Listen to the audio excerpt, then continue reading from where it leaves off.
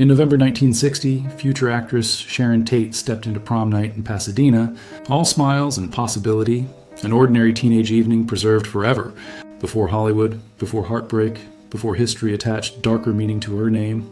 In 1998, Barack and Michelle Obama sat in their living room beside newborn Malia, not yet icons, just new parents holding a quiet family moment before politics would transform their lives forever. In 1991, Jaleel White, Mark Wahlberg, and Will Smith shot Hoops together, a surreal snapshot from the exact moment sitcom fame, rap swagger, and future superstardom all briefly shared one basketball court. In 1898, Kansas, Lady Ellen Mark stood before a camera and became more than a portrait subject. Through a fragile glass, negative, one woman's presence crossed centuries to meet us again. In 1994, Jenny McCarthy looked like the decade itself, bright, playful, and impossible to ignore. One photograph captured the exact era when magazine covers, television, and celebrity culture moved at full speed. In 2001, Nikki Cox stood at the edge of a new millennium of television fame, carrying that unmistakable early 2000s glamour. The photograph feels like a time capsule from an entirely different celebrity universe. In 1965, Salvador Dali and Raquel Welch shared a frame that feels almost unreal. Surrealism met Hollywood beauty, and suddenly one photograph held two entirely different kinds of spectacle at once. In 1955, Grace Kelly in Jamaica looked less like a visiting movie star and more like a dream someone accidentally photographed. Sunlight, elegance, and old Hollywood perfection seemed to follow her everywhere. In 1951, an ACA human computer worked beside a slide rule and Frieden adding machine, helping calculate the future by hand.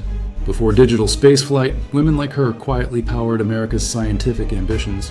In 1973, Bonnie Tyler and Robert Sullivan married, beginning a partnership that would last 53 years. Long before the legend of her voice fully settled in, this was simply love choosing endurance. In 1960, J. Robert Oppenheimer taught at Kyoto University, a haunting image of the atomic age's most famous scientist returning to Japan, not with weapons, but with words, reflection, and history behind him.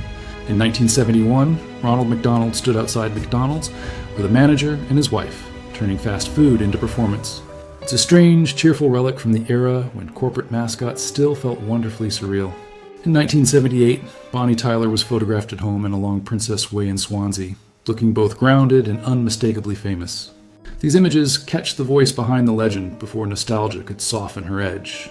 In the 1980s, Tatum O'Neal carried a look that felt both familiar and elusive, like a star growing up under public attention. Some photographs don't explain fame, they simply reveal its lingering weight. Bonnie Tyler in the 1970s looked exactly like the voice sounded, raw, striking, unforgettable. Before the arena anthems became permanent classics, these photographs captured an artist already carrying storm clouds in her presence. In 1955, the Shah of Iran and his wife vacationed in Miami Beach, a glamorous pause before revolution would one day erase their world. Sun, luxury, and royalty masked history's approaching storm beautifully. At Mick Jagger's 50th birthday party in 1993, Kate Moss and Joe Wood slipped into the orbit of rock royalty. One photograph captured fashion, fame, and that distinctly British brand of chaos. In 1989, at Davenport's 506 Club, laughter and nightlife collided in one snapshot of adults unwinding. It's less about scandal than atmosphere, a small-town evening where performance, music, and mischief blurred together. In 1992, Debbie Harry in New York still looked like someone who belonged to the city's electric heartbeat. The photograph feels cool, weathered, and timeless, like downtown music history staring directly back at you. In 1965, Verna Lisi appeared with a kind of beauty old Hollywood would have built entire careers around. One photograph is enough to understand why cameras never seemed capable of looking away. On July 21st, 1969, Jim Morrison took the stage at Hollywood's Aquarius Theater, carrying the intensity that made every performance feel unstable, magnetic and unforgettable, as though the room itself might combust from presence alone. In 1973, Star Trek fans arrived at San Diego Comic-Con dressed for a future television had promised them. Long before fandom became mainstream, these early believers were already building the culture we recognize today. In 1953, Gary Cooper in Acapulco looked every inch the old Hollywood ideal, relaxed, handsome, and impossibly composed. Even far from a film set, he still seemed lit by the machinery of stardom. In 1976, Chaka Khan stood at the beginning of a voice that would define generations. Even in still photographs, you can almost hear the power waiting there, ready to erupt into music.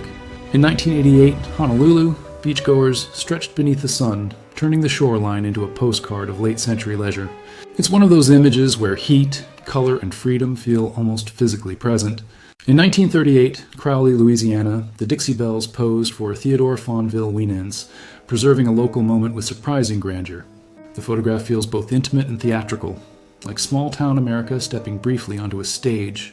In the 1980s, the Beastie Boys owned a back booth at Hamburger Hamlet, while Sunset Boulevard glittered with hairband excess. It's Los Angeles nightlife at full volume, rap rebellion crashing into spandex-era decadence. Near the Sahara in Las Vegas, 1973 looked like America dreaming in neon. One photograph captures that strange desert glamour where casinos, headlights, and ambition turned empty land into a monument to spectacle. In 1956, Yale students used a communal tunnel shower before entering the swimming pool, part of an era when institutions prized speed, routine, and conformity. Today, the image feels both practical and deeply strange. 1930s urban chic wasn't loud, it was precise. Tailored coats, sharp hats, and deliberate confidence transformed city sidewalks into runways, proving style could look effortless even in a decade shadowed by economic hardship. There's something unforgettable about 1930s camel billboards, exhaling painted smoke above city streets. They reflect a vanished era when cigarettes were woven into everyday life so completely they became part of the skyline. In 1931, Loretta Young overlooked Boulder Canyon before it became Lake Mead, standing between glamour and geography. The image captures Hollywood beauty beside an American landscape still in the middle of transformation. The 1930s gave us stunning women, exquisite gowns, and a glamour so polished it still feels unreal. In every photograph, elegance became performance, and the camera loved every second of it. A 1930s Paris night scene feels like cinema before the actors arrive. Wet streets, electric light, and the promise of stories hiding just beyond the frame. Urban darkness has rarely looked so alive. In 1939, Betty Grable posed for a photograph that feels almost too perfect to belong to one person. This is the kind of image that reminds you why Hollywood once manufactured dreams. In 1939, Frida Kahlo posed with Granizo, and the result feels deeply personal, half portrait, half confession. Her photographs rarely offered simple beauty. They always carried pain, intelligence, and a private universe. In the 1930s, Bette Davis wore fashion the way she delivered dialogue, sharp, fearless, and impossible to soften. Even a still portrait feels charged, as though the camera caught her mid-confrontation with destiny. On a beach in the 1940s, Marilyn Monroe appears before the full myth had settled, younger and less polished, yet already carrying the glow that would one day consume popular culture entirely. In 1940, Basil Rathbone posed in Hollywood with his beloved terriers, far from Sherlock Holmes, yet somehow still dignified. The image reveals a softer side of a man audiences knew as razor sharp. In 1946, Jane Russell posed for Kodachrome, and the color makes old Hollywood feel startlingly immediate. Studio glamour, careful lighting, and star power combined into the kind of image designed to linger. At a rocky beach in the mid-1940s, a woman posed for Kodachrome and unknowingly created a postcard from another century: sunlight, sea air, and the quiet confidence of a vanished summer world. Jane Russell underwater feels like pure old Hollywood spectacle, part glamour, part novelty, entirely unforgettable. Even beneath the surface, studios understood how to transform a star into something larger than ordinary life. In 1942, Ava Gardner stood on Catalina Island's beach beside her German Shepherd Hep, and the photograph feels wonderfully human, one future icon, one loyal dog, and a moment untouched by Hollywood mythology. Around 1941 or 1942, a young woman smiled in her backyard, creating the kind of ordinary photograph that becomes extraordinary with time. History isn't always grand. Sometimes it's simply someone looking happy. Fashion Kodachrome from the 1940s has a special kind of magic. Color rich enough to feel modern, style elegant enough to feel timeless. These images don't just show clothes. They preserve atmosphere. In 1940, Macon, Missouri, a Skelly service station promised service with a smile. It's a tiny slice of roadside America, when filling up meant conversation, uniforms, and a slower rhythm of travel. In the early 1940s, Katherine Dunham moved like revolution itself. Dancer, choreographer, and cultural force, she transformed performance through discipline and brilliance, leaving photographs that still seem alive with motion and purpose. In 1946, Jane Russell posed for a promotional Kodachrome portrait, every detail arranged for maximum impact. It's Hollywood publicity at its most polished, selling glamour, confidence, and the illusion of effortless perfection. In 1946, Jane Russell posed for a promotional Kodachrome portrait, every detail arranged for maximum impact. It's Hollywood publicity at its most polished, selling glamour, confidence, and the illusion of effortless perfection. In 1951, a young woman posed at home for a Kodak safety film photograph, and the result feels beautifully ordinary. A living room, a careful smile, and one moment rescued from disappearing forever. On the set of Suddenly, last summer in 1959, Elizabeth Taylor stood inside Tennessee Williams' troubled world alongside Katharine Hepburn and Montgomery Clift. Even behind the scenes, the film carried an unmistakable intensity. In December 1954, a blonde woman posed at Palm Beach's La Coquille Club, preserved in Kodachrome. The image feels like pure mid-century leisure, sun, style, and the kind of elegance money promised effortlessly. On September 12, 1956, Aziza Gabor took the stage at Las Vegas's Riviera Hotel, embodying the era when glamour, performance, and nightlife blurred into one glittering machine built for spectacle. In a mid-1950s living room, a young woman posed for the camera, surrounded by furniture, decor, and the quiet optimism of post-war domestic life. It's ordinary, intimate, and strangely moving now. In 1967, Mick Jagger stood beside his new 1966 Aston Martin, looking exactly like a rock star should. Stylish, restless, and slightly dangerous. Even the car feels secondary to the attitude. In February 1966, Army Nurse 2nd Lieutenant Roberta "Birdie" Steele served in South Vietnam. Her photograph stands against war's chaos with quiet dignity, reminding us service is often measured in care, not combat. In 1968, the association played on The Red Skelton Show, carrying their polished harmonies from pop radio to television. For one moment, Along Comes Mary and Cherish met primetime American variety entertainment. A 1966 Esso advertisement captures mid-century optimism in miniature, cars, confidence, and the promise that the open road was always waiting. Advertising once sold more than fuel. It sold a whole lifestyle. In the 1990s, Catherine Zeta-Jones had the kind of screen presence that seemed built for old Hollywood but sharpened for modern fame. Even photographs hinted she was destined for something larger. In 1927, Clara Bow posed for Hula, radiating the energy that made silent-era audiences adore her. One publicity still was enough to understand why the It Girl became more than a nickname. In 1925, Marion Morehouse wore a Lucian long dress and turned fashion into architecture. The photograph feels less like clothing on a model and more like modern elegance carefully arranged into human form. In 1928, Colleen Moore and Lawrence Gray brought OK to life with all the sparkle the late silent era could offer. Its romance, performance, and jazz-age charm caught in one frame. In 1925, Gladys Roy and Ivan Unger played tennis on airplane wings above Los Angeles because the early 20th century loved turning danger into entertainment. The photograph still feels impossible even after seeing it. In the mid-1920s, John Arthur posed beside a St. Bernard, creating a portrait equal parts glamour and warmth. Hollywood often manufactured fantasy, but sometimes all it needed was a star and a dog. In the 1930s, Viola Dana belonged to that fading bridge between silent film memory and changing Hollywood tastes. Her photographs carry a wistful feeling, like stardom trying to keep pace with time. Reba and its theme song, I'm a Survivor, are 25 now, which means a whole generation has lived long enough to watch television comfort become nostalgia. Some sitcoms age into family heirlooms. In The World, the Flesh and the Devil, a single shot with Harry Belafonte reveals how much power one face can hold. Even a brief appearance can leave a lasting mark on cinema. On July 4th, 1976, Israelis sang and danced at Ben Gurion Airport while awaiting the Entebbe hostages' return. Relief, fear, and national pride collided in one unforgettable night of collective anticipation and celebration.